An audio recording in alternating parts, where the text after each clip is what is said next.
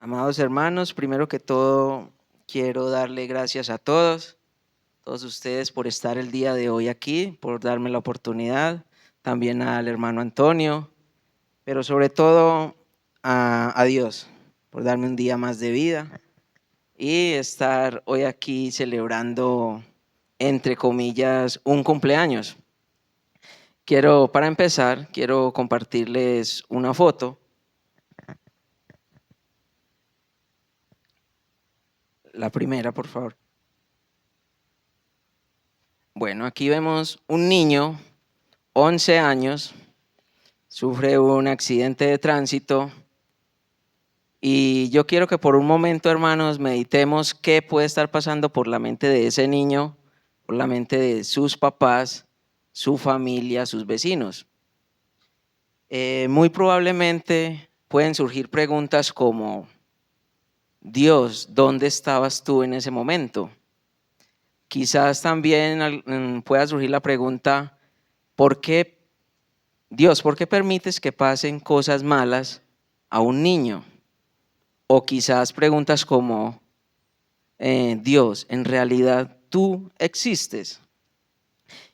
Quiero que leamos un versículo para este niño que está en Juan 9, del 1 al 3. Al pasar Jesús vio a un hombre ciego de nacimiento y le preguntaron sus discípulos diciendo, Rabí, ¿quién pecó, este o sus padres, para que haya nacido ciego? Respondió Jesús, no es que pecó este ni sus padres, sino para que las obras de Dios se manifiesten en él. Amén.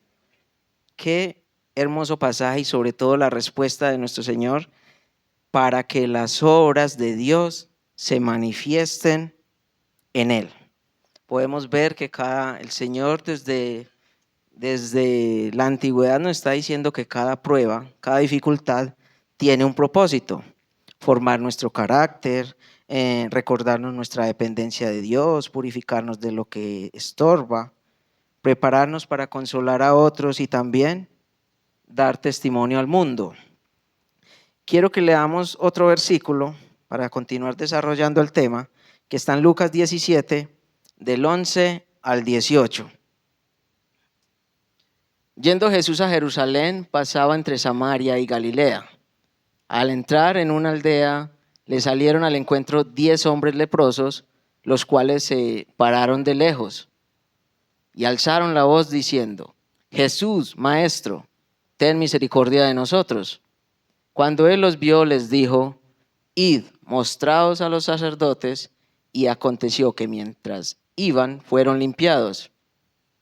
Entonces uno de ellos, viendo que había sido sanado, volvió glorificando a Dios a gran voz. Y se postró rostro en tierra a sus pies, dándole gracias, y este era samaritano. Respondiendo Jesús dijo, ¿no son 10 los que fueron limpiados? ¿Y los 9 dónde están? No hubo quien volviese y diese gloria a Dios, sino este extranjero. No hubo quien volviese y diese gloria a Dios. Lo que se preguntaba nuestro Señor Jesús. Ahora quiero que veamos una foto más de ese niño, que es la foto número 2, y quiero que leamos, paciente William Bolívar, 11 años, accidente de tránsito, 27 de agosto de 1998.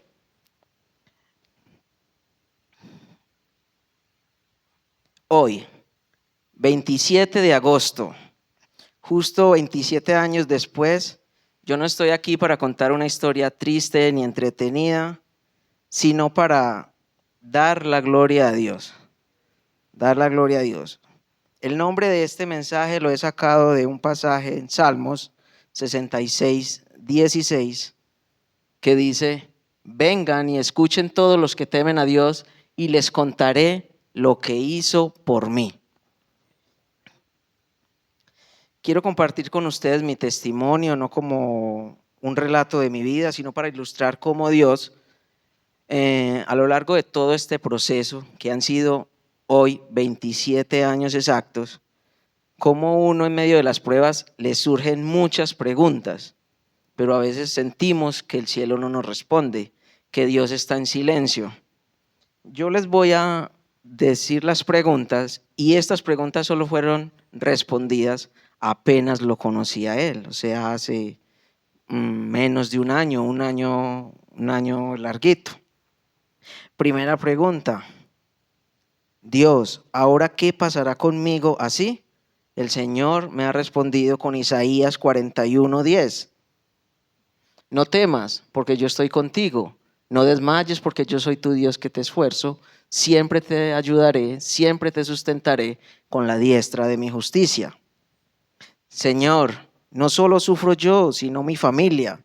El Señor me respondió con Salmos 34:18.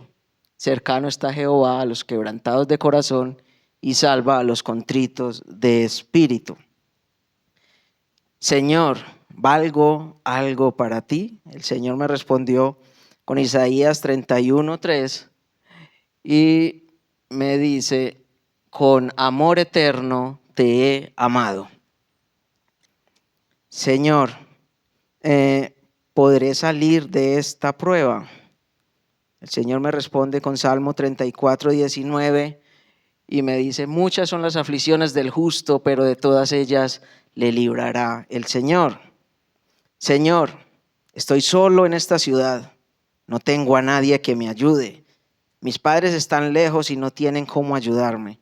Y el Señor me responde con Salmo 27:10 y me dice: aunque mi padre y mi madre me dejaran, con todo Jehová me recogerá. Señor, tengo hambre, no he comido, comeré mañana. Y el Señor me responde con Mateo 6:31 y 32. 31 y 32 y me dice: no os afanéis pues diciendo qué comeremos o qué beberemos o qué vestiremos, porque los gentiles buscan todas estas cosas, pero vuestro Padre Celestial sabe que tenéis necesidad de todas estas cosas. Señor, ¿fuiste tú quien envió a estas personas cuando más lo necesitaba? Señor me responde con Filipenses 4:19 y me dice: mi Dios pues suplirá todo lo que os falta conforme a sus riquezas en gloria en Cristo Jesús. Dios, me siento solo y no te veo a mi lado. El Señor me responde con Isaías 43:2 diciendo: cuando pases por las aguas yo estaré contigo, y si por los ríos no te anegarán. Cuando pases por el fuego no te quemarás, ni la llama arderá en ti. Los médicos me han enviado a morir a mi casa. Me han dicho que por mí no hay nada que hacer. El Señor me responde con Jeremías 30:17 y me dice: mas yo haré venir sanidad para ti y sanaré tus heridas, dice el Señor. Señor, en todos mis planes he fracasado, no he prosperado, todo me sale mal. Y el Señor me responde con Juan 15:5b y me dice: porque separados de mí nada podéis hacer. Ahora que lo he reconocido, le digo: Padre, dame un consejo con amor. A lo que Él me responde con Proverbios 3:1-2, me dice: hijo mío, no te olvides de mi ley y tu corazón guarde mis mandamientos. El 2, porque largura de días y años de vida y paz te aumentarán. Estas preguntas fueron reales, fueron preguntas que yo en su momento se las hice a Dios, pero nunca obtuve respuesta hasta que pude conocerlo. Hoy puedo decirles, hermanos, que Dios no dejó ninguna de estas preguntas sin su respuesta. Él me mostró que aún en la soledad, el hambre, la enfermedad y el fracaso, su palabra es viva, eficaz. Y lo que un día me pareció abandono, en realidad fue un proceso para mostrarme que Cristo es suficiente. Ahora yo les pregunto a ustedes, hermanos, si alguna vez han tenido alguna prueba ¿O puede haber alguien aquí que no haya pasado por ninguna dificultad o alguna prueba? Es importante recordar que nuestra vida cristiana debe tener su proceso de formación. Podemos hacer el comparativo entre Saúl y David.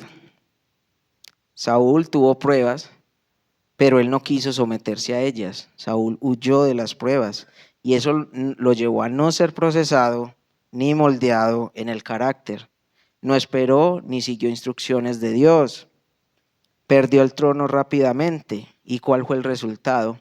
Quiero que leamos 1 Samuel 10:8 y dice la palabra de Dios: luego bajarás delante de mí a Gilgal, entonces descenderé yo a ti para ofrecer holocaustos y sacrificar ofrendas de paz. Espera 7 días hasta que yo venga a ti y te enseñe lo que has de hacer. Luego leamos el capítulo 13, el versículo 8 y 9.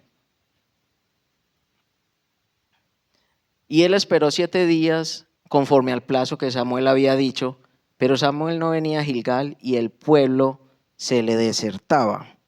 El 9.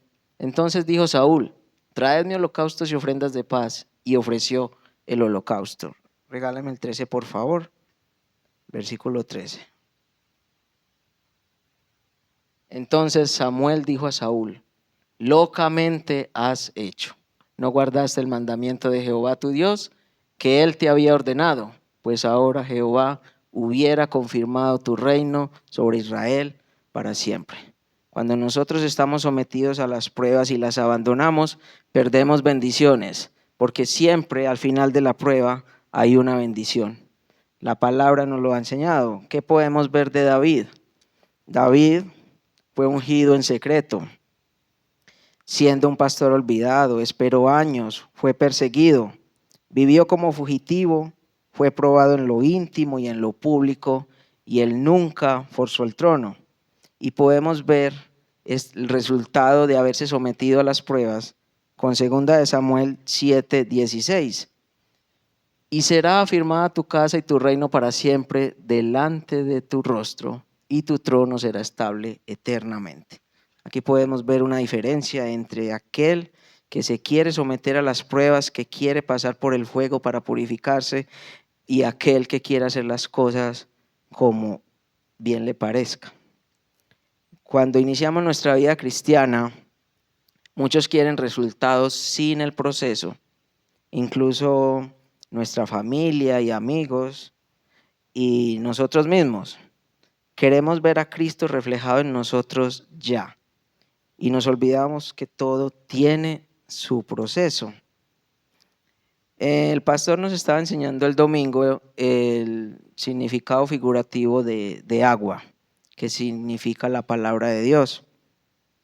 Ahora quiero que veamos el pasaje de Jeremías 17, 7 y 8, en el que habla de árbol figurativo. El árbol figurativo significa nuevo creyente o persona nacida de la palabra. Y dice la palabra de Dios: bendito el varón que confía en Jehová y cuya confianza es Jehová, porque será como árbol plantado junto a las aguas, que junto a la corriente echará sus raíces y no verá cuando viene el calor, sino que su hoja estará verde, y en el año de sequía no se fatigará ni dejará de dar fruto. Cuando leemos en la palabra de Dios árbol, se está refiriendo a una persona, a un pueblo creyente. También quiero que leamos Salmos capítulo 1, versículo 2 y 3.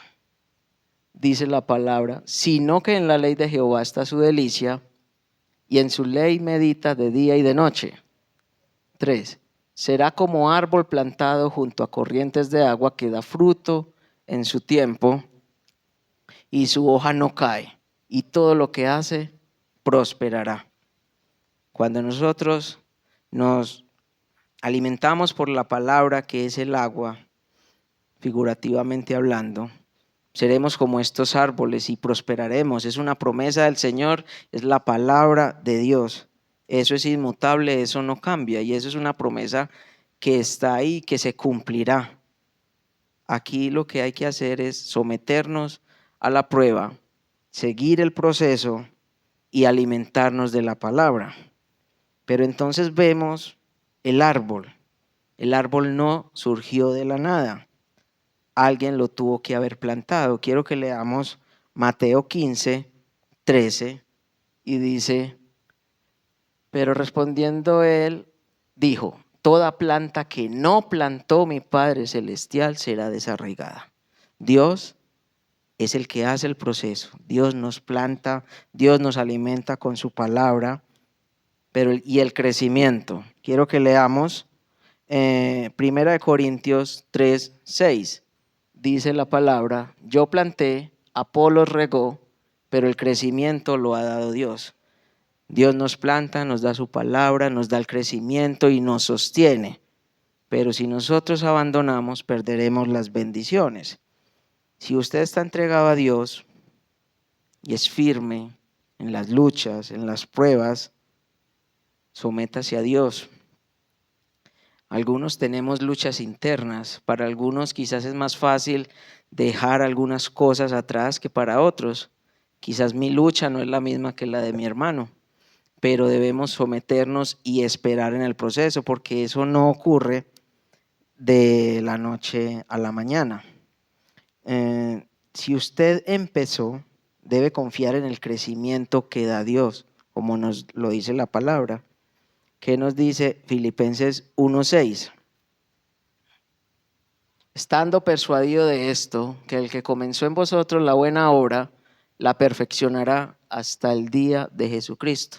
Entonces, cuando nos volvemos cristianos, cuando empezamos a creer, eso no es un proceso de que ya vamos a ser el carácter de Cristo de manera inmediata. Debemos estar en el proceso, confiar en el Señor y continuar firmes en su palabra. Muchas sectas caen en el error doctrinal de decir, hay un versículo, no, ocupaos de vuestra salvación. Con temor y temblor. Entonces, estas personas dicen que hay que cuidar la salvación, que la salvación se pierde, porque el pasaje dice: ocupaos de vuestra salvación. Pero en el contexto del versículo, ocupaos significa poner en práctica nuestra salvación, que ya hemos recibido. Vivir de manera obediente y reverente delante de Dios. La vida cristiana no es un juego, sino un llamado serio a reflejar a Cristo en todo. Dios nos salva, pero nosotros debemos vivir como salvados. La idea de que usted haya sido rescatado de las garras del pecado, de que ya se haya entregado a Dios, que ya haya podido conocer esta maravillosa verdad de salvación. La idea es que cuando usted pueda gritar al mundo lo que Dios ha hecho por usted, debe asegurarse de que su historia debe ser cada vez más larga, no quedarse como un bebé espiritual. Hay que crecer, debemos alimentarnos con la palabra de Dios, debemos saber de qué es lo que vamos a hablar. Nos dice Pedro que debemos prepararnos para todo aquel que nos haga preguntas sobre el evangelio, de lo que nosotros estamos creyendo. Pero si nosotros no sabemos bien en qué creemos, fácilmente podemos ser llevados por cualquier viento de doctrina. Muchos queremos ser ese árbol de Jeremías y de Salmos, pero nunca debemos llegar a ser como el árbol que está en Marcos 11, 12 al 14. ¿Qué dice la palabra de Dios? Al día siguiente, cuando salieron de Betania, tuvo hambre. Y viendo de lejos una higuera que tenía hojas, fue a ver si tal vez hallaba en ella algo. Pero cuando llegó a ella, nada halló sino hojas, pues no era tiempo de higos. Entonces Jesús dijo a la higuera: nunca jamás coma nadie fruto de ti. Y lo oyeron sus discípulos. Ahora cantábamos la canción de la higuera, me parecía pues. Y leamos también el versículo 20 y 21. Y pasando por la mañana, vieron que la higuera se había secado desde las raíces. Entonces Pedro, acordándose, le dijo: Maestro, mira, la higuera que maldijiste se ha secado. Entonces, esto nos muestra también que aunque la palabra podemos creer, nos podemos convertir, podemos ser alimentados por la palabra, pero va a llegar el día en que Jesús va a esperar fruto. Nosotros no nos podemos quedar siendo árboles llenos de hojas, porque entonces llegará el día que el Señor nos va a decir lo que dice Mateo 7:21.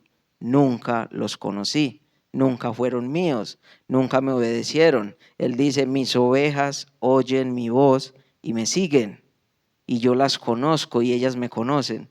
Pero son todos esos que han nacido de la palabra, que se han dejado guiar por el Espíritu Santo, que han crecido en fe, que han creído en el Señor, no como nosotros creíamos antes, porque yo creía en el Señor a mi manera. Y yo sé que muchos de los que nos hemos convertido aquí teníamos un Dios, y eran muchos dioses los que creíamos, las personas que estábamos acá. El uno era un Dios amoroso, no castigaba. El otro era un Dios que iba a recibir a todos en el cielo. El Dios del hermano nunca creó el infierno. El Dios mío no sería capaz de lanzar a alguien al infierno, si no sería capaz yo de hacerlo, que siendo imperfecto no sería capaz de echar un niño a una paila hirviendo. Ahora mucho menos mi Dios, el que yo tenía, nunca iba a ser capaz de hacer eso. Cuando nos entregamos a Dios y a su palabra, vemos la realidad, la verdad. Como dijo Jesús, la verdad los hará libres. Dejamos de creer en esa religión, en lo que nos dicen. He hablado con muchas personas cuando trato de mostrarles el evangelio. Sobre todo hablo en mi experiencia personal con pentecostales, y ninguno ha podido hablarme con versículos. Todos tratan de recordar qué fue lo que les dijo el pastor, qué fue lo que dijeron en el culto.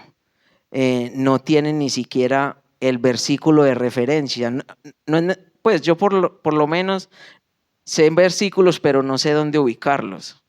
Entonces yo sé que está de pronto en las cartas paulinas, en el Antiguo Testamento, pero no sé dónde están. Pero ellos ni siquiera eso. Y me dicen: usted habla muy bonito, pero déjeme, yo me preparo bien en el tema y hablamos estos días. Entonces mire que también dejamos de creer en lo que nos dicen las personas, porque debemos empezar a tener ese espíritu de Berea, de los de Berea. Porque el pastor me puede decir una cosa aquí muy bonita, pero si usted no se remite a la Biblia a compararlo, pues entonces usted también va a seguir siendo prácticamente adiestrado, ¿cierto? La verdad la tiene la Biblia. El ser humano puede fallar, el pastor puede fallar, nosotros podemos fallar. Cualquier maestro que está acá, Alejo, Pachito, Jorgito, podemos fallar al dar un mensaje. De hecho, aquí se han parado y se han corregido los hermanos porque se dice alguna cosa que no está acorde a la Biblia. Debemos ceñirnos a la palabra de Dios, tal y como está. Quiero que leamos Juan 15, del 1 al 2. Yo soy la vid verdadera, mi Padre es el labrador. Todo pámpano que en mí no lleva fruto, lo quitará, y todo aquel que lleva fruto lo limpiará para que lleve más fruto. Esto habla de lo que nosotros, después de haber creído, somos o nos hemos convertido. ¿Cuáles son las obras que hemos hecho?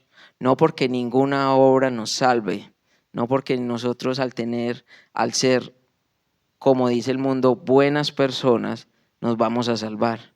Pero si nosotros no tenemos fruto, como hay promesas buenas, aquí también podemos ver una promesa del Señor de lo que nos va a pasar a usted y a mí si nosotros no nos esforzamos por dar fruto, por tener más fe.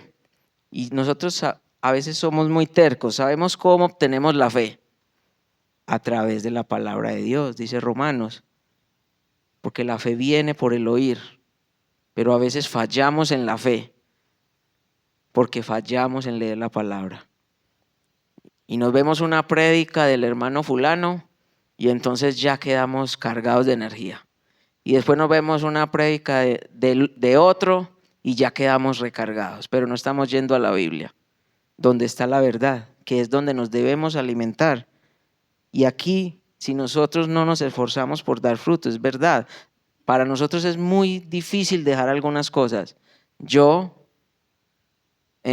confieso que mi parte más difícil es mi carácter y trato de doblegarlo, pero ha sido un enemigo mucho más grande que yo, muy fuerte, pero aún así he estado, bueno, entre comillas, de rodillas ante Dios, pidiendo que me ayude, porque yo sé que, como dice Juan 9:3, para que las obras de Dios se manifiesten en él. Eso no es algo que una persona normal vaya a dejar así de la noche a la mañana, pero si uno cuenta ese testimonio, que yo lo he escuchado de muchos hermanos, vamos a poder darle la gloria a Dios, porque vamos a saber que eso es algo que hizo Él en nosotros y nosotros no somos capaces. Por eso nosotros debemos rendirnos enteramente al Señor. Yo quiero que terminemos con un versículo. La idea de este día es más que todo que celebrar, entre comillas, mi segundo cumpleaños, porque fue un proceso muy duro de 27 años que estoy aquí contándoles mis penas, mis dolores, mi soledad y todo.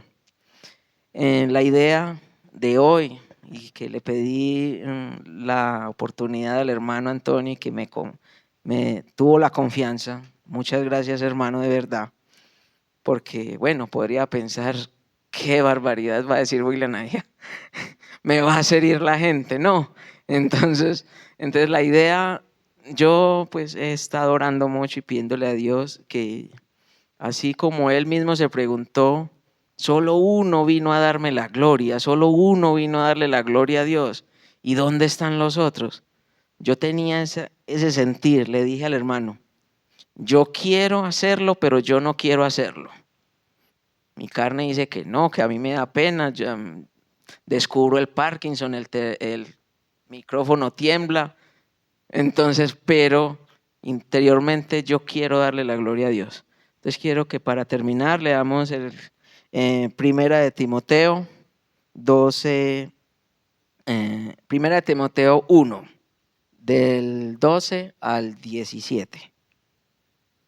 Doy gracias al que me fortaleció, a Cristo Jesús nuestro Señor, porque me tuvo por fiel poniéndome en el ministerio. De hecho, ya estoy en un ministerio. Habiendo yo sido antes blasfemo, perseguidor e injuriador, mas fui recibido a misericordia, porque lo hice por ignorancia en incredulidad. Pero la gracia de nuestro Señor fue más abundante con la fe y el amor que es en Cristo Jesús. 15. Palabra fiel y digna de ser recibida por todos, que Cristo Jesús vino al mundo para salvar a los pecadores, de los cuales yo soy el primero. 16 y 17.